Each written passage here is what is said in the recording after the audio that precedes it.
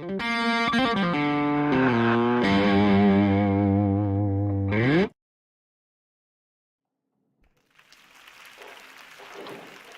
good morning, good morning, good morning. It's Dr. Roddenberry coming to you from the University of Rijeka Library here in Rijeka, Croatia, where it is 4 o'clock, and I'm assuming that it is 10 a.m. Eastern Time where you are. Good to see everybody. We've got a lot of people here. John Barris is here doing his job donating.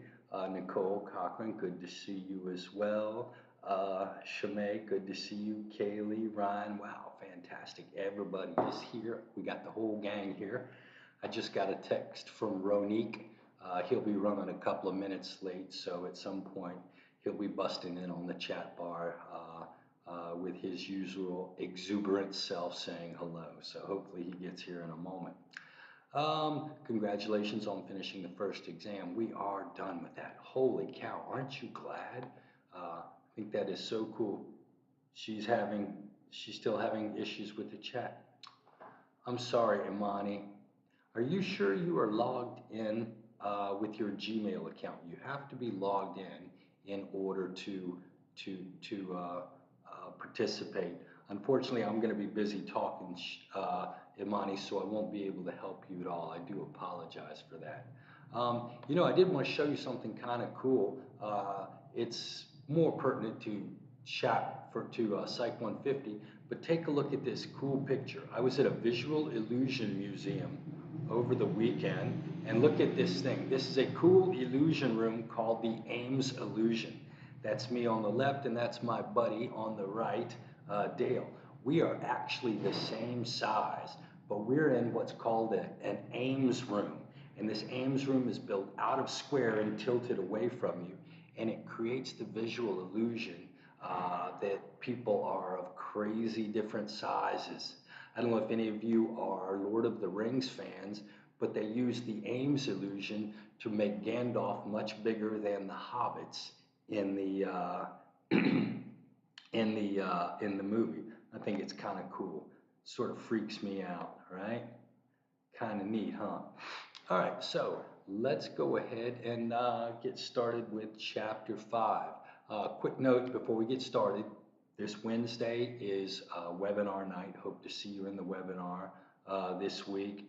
And also the Thursday lecture will be moved up to Wednesday for this week, okay? So I'll be lecturing tomorrow morning at 10 a.m. as well, okay? Are y'all ready to get started? Go ahead and let me know in the chat bar that you've heard me and you're ready to get started. I'm loading up on coffee. You can see I'm on my third coffee cup. I just keep adding them up. I've got a couple more hours worth of work to do, but I'll probably have 5 of these suckers by the time I get done. Everybody is hearing me. My sound's good. My video is good, right? Cool. Fantastic then. Let's go ahead and get started, shall we? All right. So, excuse me. I haven't gone all the way here. Okay. Chapter 5. Now, if you remember last week, we talked about physical development in infancy. So we talked about how people develop in the first 2 years of life physically. So chapter 5 is going to be about how our mental abilities evolve during the first 2 years of life. And we're going to talk today about Jean Piaget. I'm going to give you a quick overview of his whole theory, and then we're going to focus on the first stage of cognitive development according to Jean Piaget. And then we're going to focus on more modern research and what it says about the development of human beings. Okay? Now, quick thing. Jean Piaget is the most important psychologist of all time, if you count the number of times that people cite you in their articles. Nobody has been cited more than this guy right beneath me. He's a Swiss psychologist. This guy wrote his first scientific article at the age of 14. He became an expert on mollusks as a teenager, and he was so good at it that he was offered a job curating the mollusk collection at a museum at the age of 17. 17, can you believe that? He was definitely biology He was a biology kind of guy.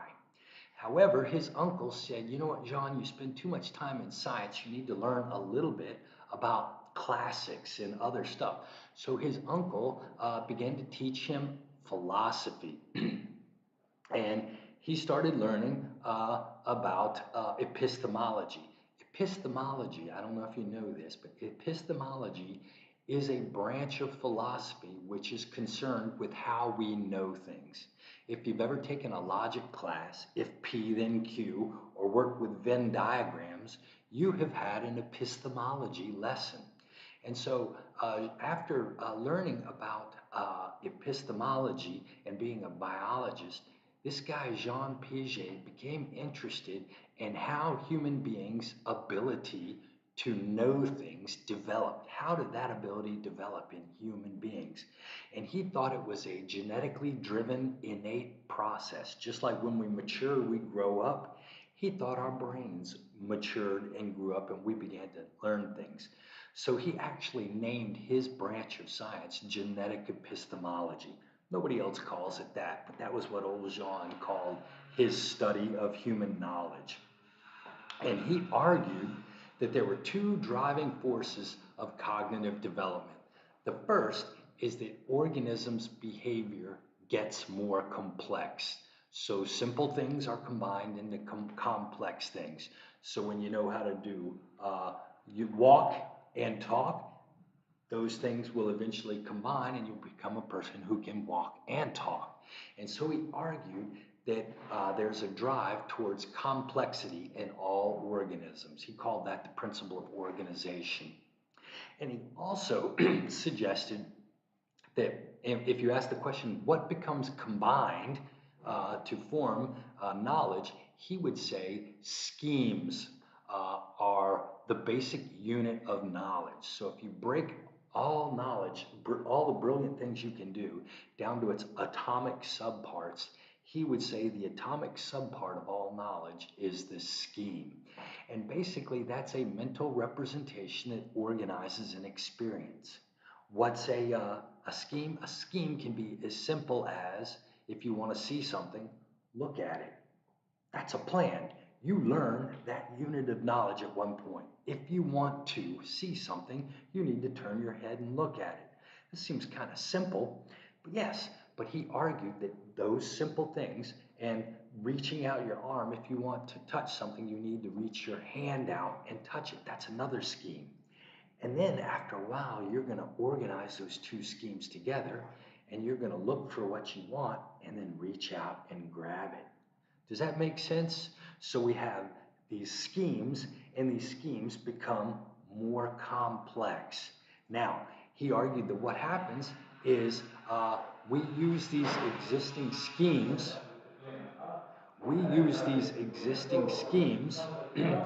and see wherever they work. Okay? Now, if you've ever seen an infant, you know what an infant does with everything? They put everything in their mouth. One of the first schemes an infant learns is sucking. They learn that when they suck on something, typically a breast or a bottle, it makes their tummy feel good, right? And they say, wow, sucking feels good. And so an infant, everywhere they go, they're going to try this scheme out. Can I touch this? Can I touch this? And they're going to find that some things are really good to suck on, like a pacifier or their thumb. Yes, absolutely, absolutely, John. You're always moving towards more complexity according to Piaget. So we assimilate these things and we use them wherever we can. Now we also sometimes change these schemas because we find out these schemas don't work. Just like John finds out he's not comfortable at work, he may change something about it. So here's a good example. My son, the first word he learned to speak when he was around 12 to 14 months old, by the way, I fixed that on the homework. Good morning, Ronique. One of the first words he learned was dog, because we had a dog. And he learned that a dog was a four-legged furry animal. And so Every time he would see a four-legged furry animal, he would point at it and go, doggo, doggo, right? So he'd see a big furry dog, he'd go, doggo. He'd see a short little fat dog, he'd go, doggo. And he assimilated that scheme and he tried to use it everywhere he saw a four-legged furry animal. But guess what? When he was about 15 or 16 months, we took him over to a friend's house and they were cat people. And I don't know if you've ever seen a cat, but a cat is a four-legged furry thing. And so he pointed at that dog, that cat, and said, doggo, because that's what he thought. And we all thought it was kind of cute, and we said, no, doggies go woof woof, cats go meow meow. And so he then had to change that schema a little bit. He accommodated his schema for dogs. Okay, and so what happened was he took these schemas and he assimilated it where he could, and he changed it when it didn't fit a new piece of information. And Piaget argued that what we do is we get a set of schemas that help us to interact in our world perfectly. He called this process equilibration. Equilibration. All right. Now, what you just you point at things and say their name. It turns out that if you want your kid to learn a language, you actually have to point at things and look at them when you're talking about them. So basically just show him everything in the world and keep naming stuff. He'll figure it out. Talk to him, whether you use baby talk or not baby talk is up to you. You cutie little baby. But you're going to want to use simple words and you're going to want to point at things and just show him and he'll figure it out, Ronique. Now, he argued that during our life, we've realized that for some reason our set of schemas don't work. And so we begin to feel a sense of cognitive disequilibration. And what he argued is this caused us to change our whole mode of thinking. And he argued that human minds evolved through 4 unique stages brought on by feelings of disequilibration. There you go, and reassure him when he says it right. He is quite correct. All right? Now, quickly. He characterized human beings as our mental abilities as going through 4 different stages where we think completely different. The first stage, 0 to 2 years of age, he argued that we are pre-symbolic. We're in what he called the sensory motor stage. And really, he said, all we can do is we can see things and we can move our body, but we don't really have symbolic ability, according to Piaget. I'm going to challenge that in a minute, but that's what he thought. All right. Now, he argued that from 2 to 7 years, we actually are symbolic, but not very logical. And I don't want to break anybody's heart here. If you have a small child, hold them away from the video. 4 and 5-year-old kids think Santa Claus exists, even though that's completely a ridiculous thing, right? They think that the Easter rabbit exists. They think that there's such a thing as a tooth fairy. Can you imagine how ridiculous is that a guy would dress up in a furry red and white suit, load a ton of toys into a sled, and a bunch of reindeer would fly him around the world where he would drop these toys off? That's ridiculous. But your typical 4, 5, and 6-year-old child is going to believe that story because they're not that good at logical thinking. He then argued that starting around the age of 5 or 6, the kid's brain starts evolving a little bit. And by the time they're 7, they are what he would call fully logical. However, kids in elementary school, really they're better at things if they can touch them and feel them, or if they're very familiar. He argued that children are logical, but not abstract. And so he argued that they are in the concrete operational stage. Now, if any of you are planning to be an elementary school teacher later in life, one of the things that they're going to talk to you all about is this concrete operational stage. And all primary school educators know that if you want kids to learn something, you got to give them something to do with their hands. They got to be able to touch it. If you've ever been to a museum, you'll notice that all museums have a, quote, kids zone. And the kid zone is where kids can play with things and touch things and move things around because they're better at concrete logical thinking than abstract thinking. And then he argued that three mountain test. Yes, your pre-operational kid will be fooled by the three mountain test. Great one, John. Wow, you're already presaging what I'm going to talk about in 2 or 3 weeks. Okay? And he argued, Piaget argued, then, starting in the teenage years, most, well, some, but not all of us, will become good critical thinkers. Now, Piaget was actually kind of a cynic. He thought that most people are really not good critical thinkers. He said most people can learn to think critically about their job and something they do every day, but he argued a lot of people never reach the formal operational stage where they can think critically about anything. And so those are sort of the 4 stages. What I'm going to talk about today briefly is the first stage, the pre-symbolic sensory motor stage. Okay? Now, Piaget argued that this stage, the neat thing was Piaget actually did his research with his 3 infant children. He did what you might call a case study, an observational study.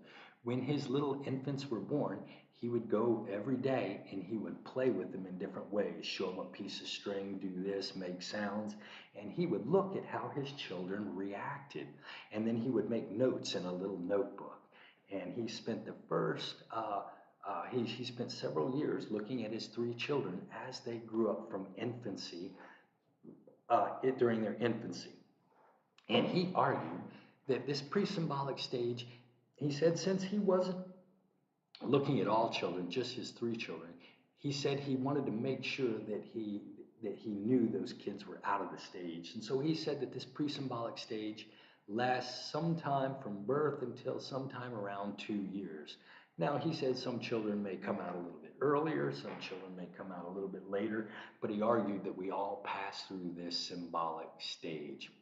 And he argues that what we have to do, our main task during that stage, is to create a symbolic understanding of the world by coupling sensory experiences with motor behaviors. If you remember last week when we were talking about perceptual motor coupling, I suggested to you that children, every time they learned a new physical ability, they had to learn how to interpret their sensory experiences again. And he argued that in the first couple of years, the child learns to coordinate their sensory and motor behaviors, and they create a symbolic understanding of the world. Now, he said, how can you tell a child is out of this stage?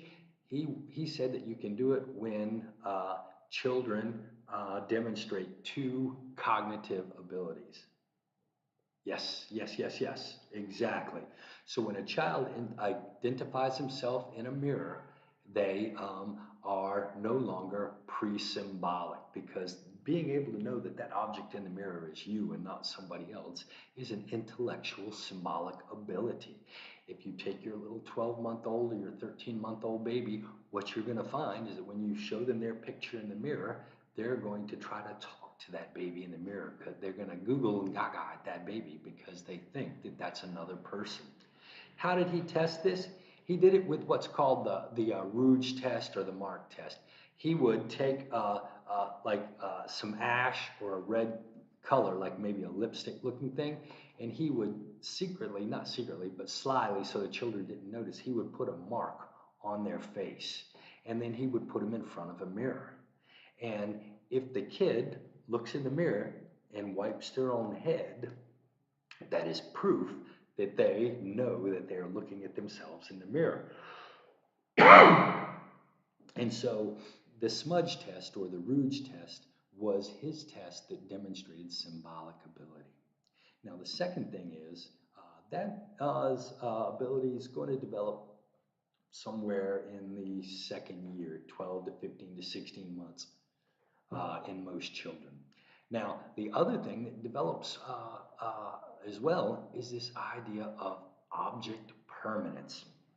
If you look at this picture of this child over here, they showed him this blue monkey, And what you do is you can show it to the kid and the kid will try to grab it. They'll know that that's what they want to grab. But as soon as you don't have to move the monkey, they just put a white board right down in front of that monkey. And you'll notice this kid's looking at you. He's not even looking for that monkey anymore.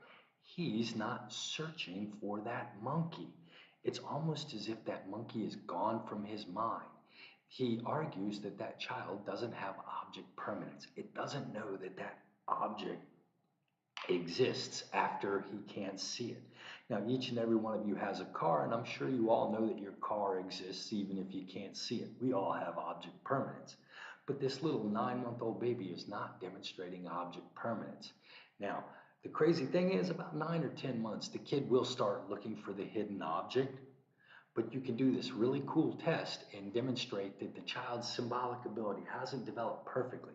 What they'll do is they'll take an object, right, and they'll cover it with a little washcloth, and the child will go and look for the object.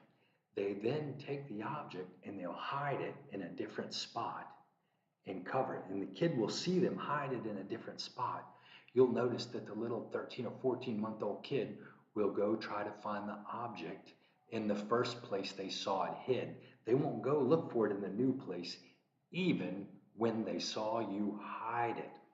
Now, if you've ever played hide and seek with a 2-year-old or a 3-year-old, they suck at it because they don't know how to look for objects, especially if they didn't see them get hid there. Okay, and so the A not B error is part of this object permanence. Now, what Piaget argued is that by the age of 2 years, all kids are going to be able to pass the object permanence test and are going to be able to pass the objective self-representation task. Okay, now again, he said it might occur quicker, it might only be 18 months, it might only be 16 months, but what he wanted to, but the reason he said 2 years is because he wanted to be very conservative in his estimate. And one of the big complaints that modern scientists have about Piaget is they think that logical abilities develop quicker than he said, symbolic abilities develop quicker than he said. But he said, you know what, I might be wrong on the time. I just know that these 4 stages happen in order. Now, you know what? I actually shouldn't have even put this in there. It's more detailed than is real necessarily. But basically, he said that over the period of, since this is not going to be on the exam, but basically, this is sort of a schematic which shows how it develops. He says the kid's born with reflexes. The reflexes lead to good feelings. So the child has a sucking reflex. Remember that from last week? The child has a sucking reflex. The child then learns that sucking on a bottle makes their tummy feel good. They self-stimulate. So then they start stimulating their body to make it feel good by sucking things, etc., etc. Then the child will learn how to shake a rattle, and they'll learn how to stimulate something else to produce a desirable result. And then these simple schemes that would develop from reflexes, they start coordinating them into making complex plans. And you know what? If you've ever seen a little 9 or 10-month-old baby sitting at the dinner table in their little high chair, kids love to throw crap on the ground. It makes noise, and the parent picks it up and puts it back on the high chair. Then the kid will pick it up and throw it down again. And they're doing it because they're coordinating these complex plans to produce a desirable effect. It makes noise, and mom and dad plays with them. And so he argues that children move from reflex-driven behaviors to very simple self-stimulating behaviors to more complex behaviors that lead to symbolic behavior. Please, for the love of goodness, I am not going to ask you about first habits, secondary circular reactions, and the coordination of secondary circular reactions. Actually, I should be kicked in the butt for even putting this chart on here. So let's move on. Let's move on. Now, what are the limitations of Piaget's theory? Now, He used the case study and observational studies. So when he studied pre-operational children and concrete operational children, he would go to playgrounds and watch kids play. I don't think he could do that now. You'd probably get beat up or arrested. But he did lots of observational studies, and he did case studies on his children to understand infancy. Generally, case studies and observational studies are not considered the gold standard for research and theory development. So that's sort of a knock on Piaget. Um, he was sort of vague in his specific abilities. He didn't talk about lots of different specific abilities. He didn't talk about depth perception, length perception. Modern researchers are looking at how all of these specific abilities develop and what causes them to develop. He was actually kind of vague. And he was also fairly vague in his timeline. He said, yeah, it's about 2 years, but he didn't really. Modern research, they know at 3 months the child can do this, at 4 months the child can do this. He was a little bit vague in a sense. And people say he was too conservative. People can, infants do the object permanence earlier than 2 years. They're going to show that 3 and 4 month old children demonstrate some types of object permanence. So maybe he was too conservative. And he also didn't incorporate social context and the power of social interaction. According to Piaget, this was sort of a genetic process that developed on its own.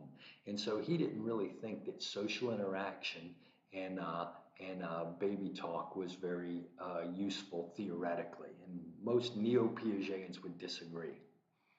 I would say that we are now in the modern cognitive development approach. You can use the term neo-Piaget. Don't use it around one of these cognitive developmental people because they'll beat you up and try to get your psych teacher.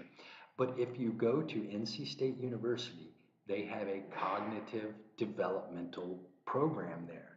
And what they're doing is they're testing some of the things that Piaget talked about. And what I would argue is even though people say that Piaget is wrong, most people are going to tell you that his research is crap. I would say he laid the foundation for how we think the mind evolves. It does evolved as sort of this, we don't have great symbolic abilities, and we have symbolic, but we fall prey to logical problems, and we're logical, but we need things to be concrete. So most of these people, although they poo-poo what Piaget did, most people, I think, would accept his general framework. So we might call them neo-Piagetians. Like I said, don't do it to their face. It had to, thank you, Ronique, it had to start somewhere, and he kind of provided the roadmap that modern psychologists use. Now, if you'll remember from last week, I talked about habituation, visual preference, what kids look at, where they look. If you use these indirect research methods and you are clever in setting up your experiments, you can really demonstrate some neat things about children's intellectual abilities. And in fact, I'm going to tell you a little bit later that infants appear to have mathematical sense as young as 3 months of age. They can tell the difference between more than and less than, as long as the differences are very big. If you have 2 sets of dots and it's twice as big as this other set of dots, an infant can tell that. Okay, now, and so they use these different research techniques that Piaget didn't use, and they also focus on very specific things. How does children's sense of numbers develop? Piaget never talked about the specific development of numerical ability. Children, how young do children learn the properties of physics, bigger than, less than, whether or not objects can pass through other objects and other concepts like that. So they're going to measure very, very specific intellectual abilities. And also, since we now have modern diagnostic techniques, they're trying to tie the development of these cognitive abilities to different brain areas and the maturation of these different brain areas. If you remember a couple weeks ago, or maybe it was last week, I was talking about how the brain myelinates. So modern cognitive researchers are trying to tie the development of the brain to the development of these intellectual abilities. And what most psychologists now argue is that children, they think, are actually born with innate kind of senses about these different things. So all kids have an innate sense of physics that will develop. All children have an innate sense of math, just as all children have what you would call a language acquisition device. And so what they argue is that we all come equipped with these core knowledge systems, and these core knowledge systems are going to develop as we grow and mature. Modern infant cognitive research. One quick thing. Our temporal lobe and our hippocampus and are part of this thing called our medial temporal memory system, the MTMS. And this memory system does not mature until the third year or so. And so it's going to be very common, actually it's going to be universal, that nobody really remembers anything before about the age of 3 or 4. Now, as soon as I say that, I guarantee you somebody in the chat bar is going to say, oh, I can definitely remember something that happened when I was 2 years old or a year and a half. Actually, that probably represents a memory bias that we talked about in my Psych 150 class called source misattribution. What probably happens is you remember your parents talking about it when you were 5 or 6, and you think that memory is really yours. But most children do not have the ability for big episodic memories before the age of 3. So these memory systems, so you can't remember Aunt Susie's house or what grandma looked like. Okay, now Piaget would say children do not have symbolic ability until the 2nd year of life. But this guy, Andrew Meltzoff, has shown that children can mimic facial expressions. They can actually remember when you do something. Now, in order to do that, you have to remember it and then repeat it. So that, in a sense, is a symbolic ability.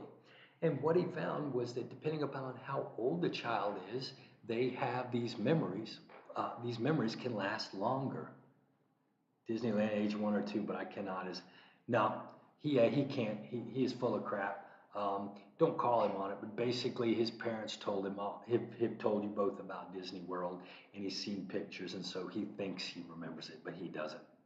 Okay, now what this guy Andrew Meltzoff found is that children 6 months old, if you stick your tongue at them, they actually remember that and can repeat that behavior after 24 hours. Now, they can't remember it longer than 24 hours, but a kid at 6 months can remember that for 24 hours. And then 9 months old, they can actually remember and repeat that thing after a month. 10 to 11 month olds, they actually can remember something you did and repeat it after a 3-month delay. And what you see here is that children have a developing symbolic ability that starts as young as 6 months of age. They can remember something you did and repeat it back to you.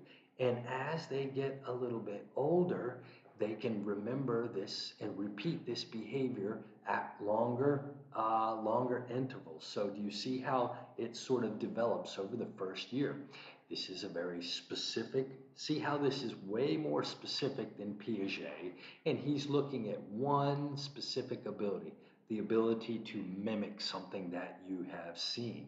So Andrew Meltzoff is A, being more specific, and B, he is being more detailed about the age. Okay? Now, Piaget argued that children don't demonstrate object permanence until the 2nd year of life. Modern cognitive research on infants has shown that children as young as 8 months old will actually look for the hidden object. So when this little boy or girl is 8 or 9 months, if you put that little thing down in front of them, they'll go look for it. They will definitely go look for it. However, however, um, this ability isn't fully matured because they will still make this A not B error. So again, we have two washcloths. I put the toy under one washcloth, and the 9-month-old will go look under that washcloth and find that stinking object. Okay, they'll find that object. And every time I hide it, the kid will see the bump and go look at that object. Now, after the kid learns to look for that object under the first washcloth, if I take that object out and put it under the second washcloth, that 9-month-old will go look at the same washcloth. Even when they see the bump in the other washcloth, they'll still go look for where they saw it hidden the first time. So I think better than saying children don't have object permanence during the first 2 years, I would say they have object permanence, but it hasn't matured. It's not in its mature form until 13, 14, maybe even 15 months. And then the child will know that will be able to solve the A not B error. Now, children also demonstrate other types of symbolic and logical abilities within the first to 6 to 9 months of age. And I've just thrown Elizabeth Spelke, Renee Bayergan, and other researchers shown that children can do some pretty clever things. Now, the cool thing with children will understand size and shape constancy. So what they do is they do these experiments where they'll show a kid a big ball, let's say a small ball, and they'll show a container that the ball fits into. And they'll basically hide they'll show the ball going in there, and they'll hide it. They'll put a little block up so the kid can't see it, and they'll take the ball and put it in the container. And the kid will get tired of that after a while because that's like, duh, no kid, and that makes sense. They then remove the wall and they put a smaller container that the ball definitely can't fit in. And then they'll put that wall back up and they'll pretend to put it in that container again. And the kids will freak out and they'll be really surprised. So children know that when objects are a certain size, they can't change, and you can't put a bigger object into a smaller object. They have that physical understanding, okay?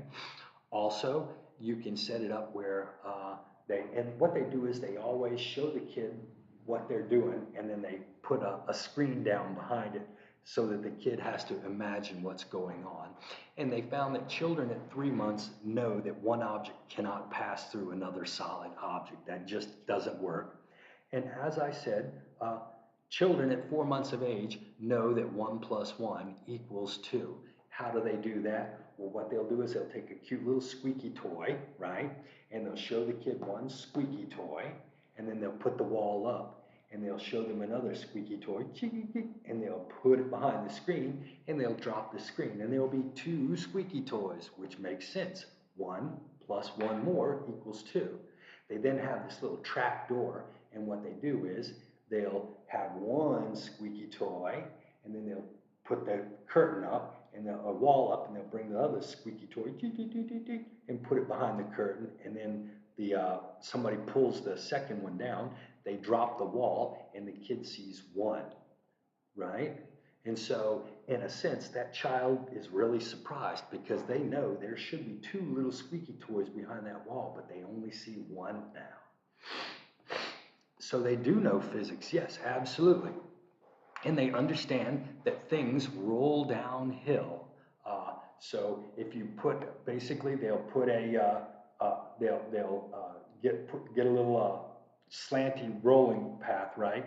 And then what they'll do is they will put a wall up so that you can see one end, and then you can see the other end of the slanty thing. And they'll put the ball up here, and the child will look to see where the ball should come out. And so they understand gravity even at 6 to 8 months. Now, the crazy thing is they've got this thing called the double occlusion. So as I said, children know that an object can't go through another object. So if you put an object right here, a wall, and then you put the wall in front of the child and you roll the ball, the child knows that this ball is not coming out the other side because it can't pass through this other solid object. But what they found is if you make it complex and you use the slant and the occlusion, it's called the double occlusion, Children don't understand that, and they'll look for the ball to come out. It's almost like the problem gets too complex. So children have symbolic ability before the age of 1 year, but it's in real limited form, and Piaget didn't test specifically enough to discover what the properties of this physics knowledge and this math knowledge and this symbolic knowledge was. So they've got some knowledge, it's just not mature. Okay? Now, again, like I said, Elizabeth Spelke, very famous developmental psychologist, argues that children are born with these domain-specific knowledge systems like physics, like math, like language, that are pre-wired to develop these capabilities. So it's not just luck that children learn physics. They come equipped to understand physics. It's not luck that children learn math. They come equipped with a certain math sense. Okay? Now, one of the things that Piaget didn't really talk about so much, but modern cognitive psychologists have done, is children's ability to pay attention. So, attention is the focused direction and management of your cognitive resources towards an object in your environment.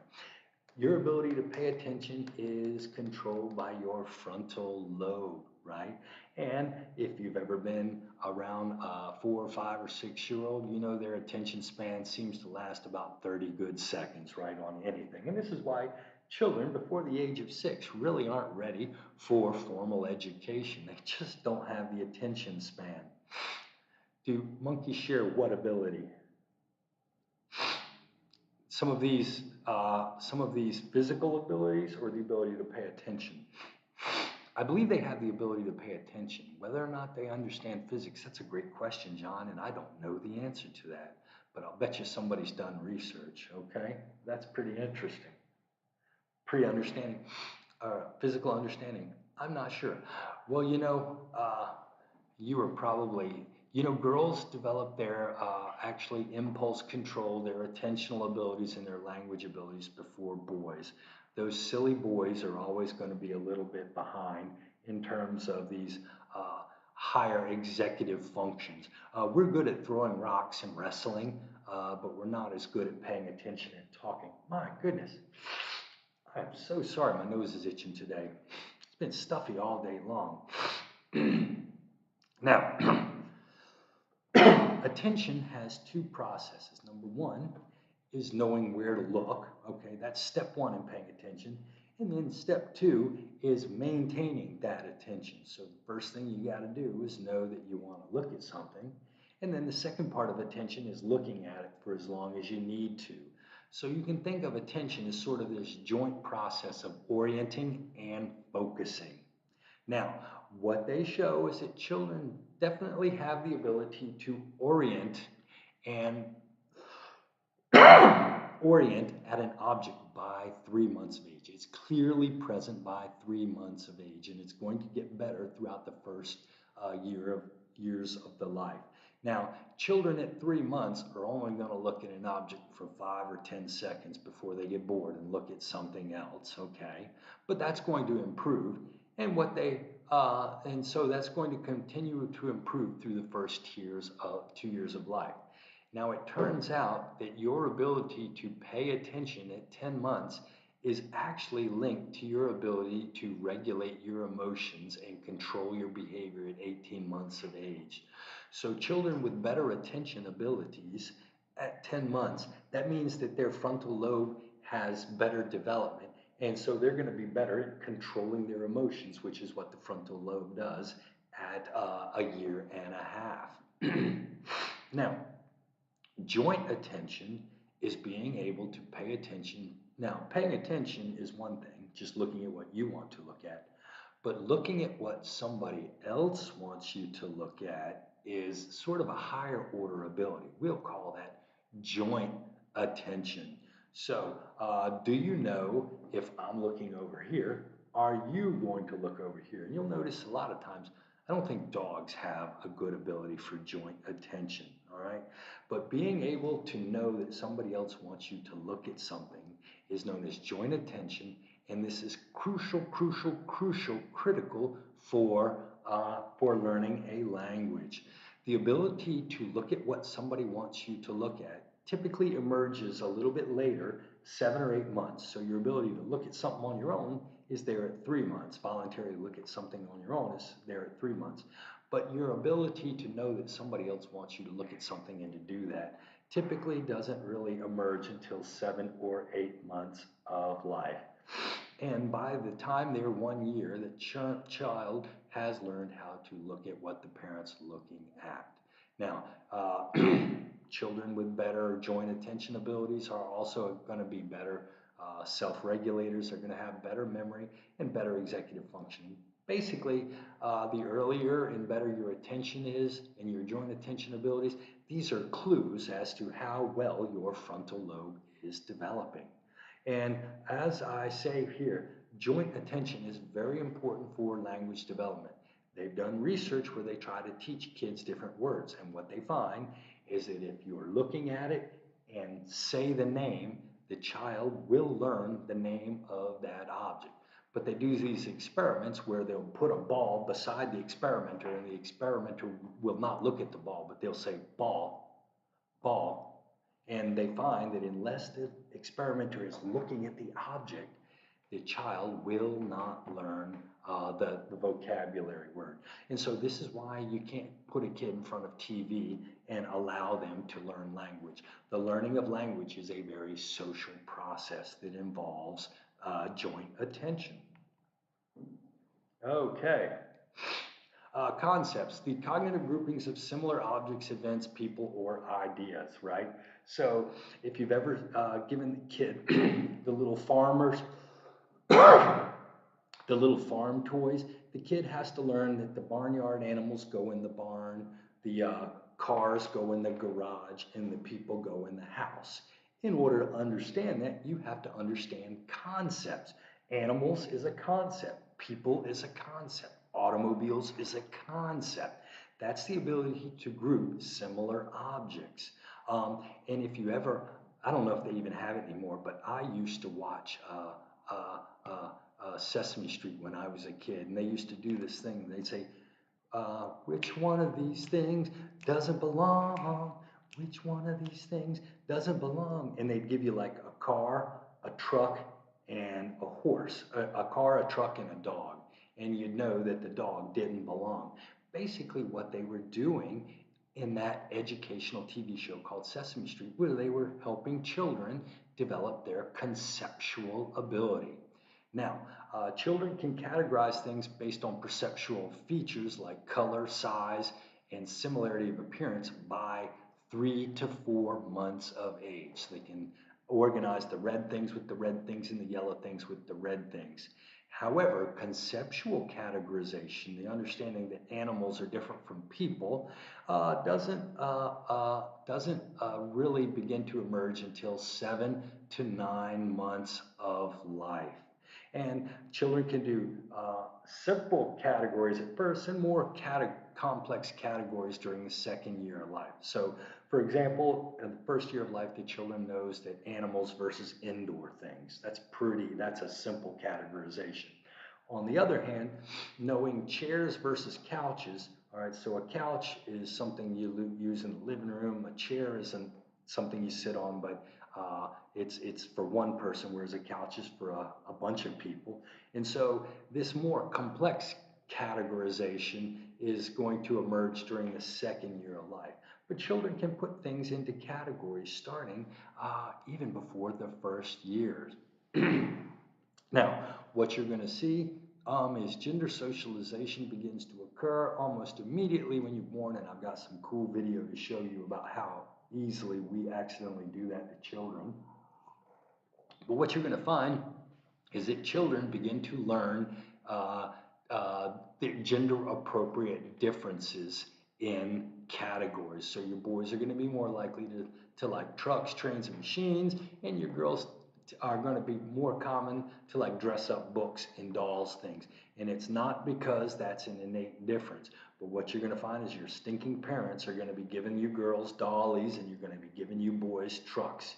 If you happen to be one of those females that like trucks, or if you were a boy that liked a doll, it's probably because you had parents who were willing to give you these gender-defying toys. But what you're going to see is that most of the time we begin to socialize our children into preferring certain categories over others. Okay? Purple grandma because of her hair. Oh, that's hilarious. You know, and she's going to have to learn that not all grandmas have purple hair. Okay, you know what? It is 4:48 and I am done for the day. Thanks for coming. It's a great audience today. Gosh, how many people did we have? We've got 6 people still here. Fantastic. Thanks a bunch for coming. Listen, keep in mind, Thursday lecture is now going to occur tomorrow. So I'll be online tomorrow at 10 a.m. lecturing. Don't forget, this Wednesday night is the bi-weekly webinar that you are invited to come to. Okay. If y'all don't have any questions, I'm going to go ahead and log off. But if you need me, don't hesitate to send a text or an email. By the way, a couple of people noticed on the homework, I forgot to change the answer. People say their first word usually from 12 to 14 months of age. I did fix that on the homework. Thank you for bringing that to my attention. Folks, y'all have a great day, and I look forward to seeing you tomorrow morning at 10 a.m. Bye.